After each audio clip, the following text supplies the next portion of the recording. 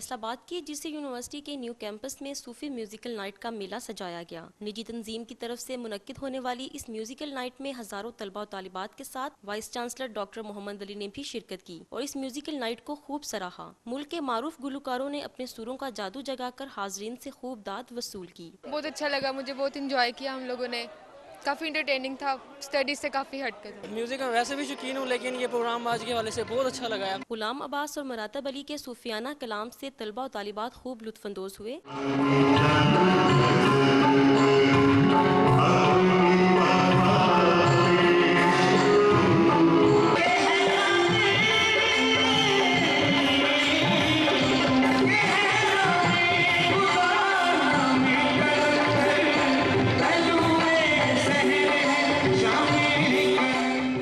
Musical night में शुरा भंगड़ा भी डालते रहे और मज़ाहिया फनकार यासर मलंगी की परफॉर्मेंस से भी खूब महजूज हुए। बहुत चंगा लगा जी इत्थे आके, क्योंकि एक सूफी नाइट सी। फैसलाबाद में बहुत अच्छा प्रोग्राम हुआ है और उम्मीद है कि फैसलाबाद के लोगों ने पसंद किया है। फैसलाबाद का इवेंट हमेशा अच्छा रहा।